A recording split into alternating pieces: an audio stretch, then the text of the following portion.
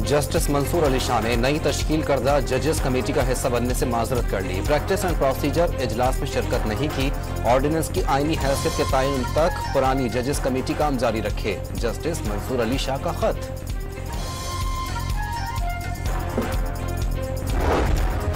PTI कौमी assembly में मखसूस नशिस्तों की हकदार और सियासी जमात करार। सुप्रीम कोर्ट ने 70 सफ़हात पर मुश्तमिल तफसीली फैसला जारी कर दिया। कामयाब उम्मीदवार ने जिस पार्टी का बयान हलफी जमा कराया वो उसी का तसव्वुर होगा। जस्टिस यहया आफरीदी का इजाफी नोट।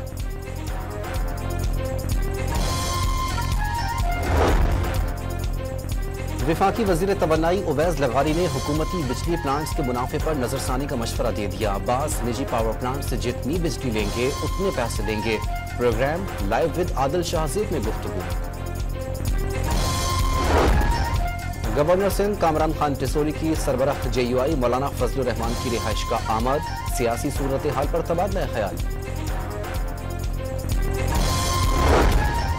वजीर आजम शहबाज शरीफ की सऊदी अरब के 94वें कौमी दिन पर शाह सलमान, वली अहद मोहम्मद बिन सलमान और अवाम को मुबारकबाद। तरक्की और खुशहाली के लिए सऊदी क़यादत का विजन मिसाली है, वजीर आजम का पैगाम। कोयटा के इलाके बरूरी रोड पर जाम की दुकान पर मोटरसाइकिल सवारों की फायरिंग। एक शख्स जख्मी। पुलिस ने हमला आवरों की तलाश शुरू कर दी। पंजाब यूनिवर्सिटी में तलबा तंजीमों के दरमियान कशीदगी में इजाफा। पुलिस की भारी नफरी मौके पर पहुंच गई।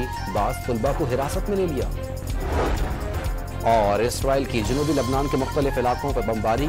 274 अफराद शहीद, 1000 से ज्यादा जख्मी। अमरीका का मशरिक़ वस्ता में मजीद फौजी भेजने का ऐलान।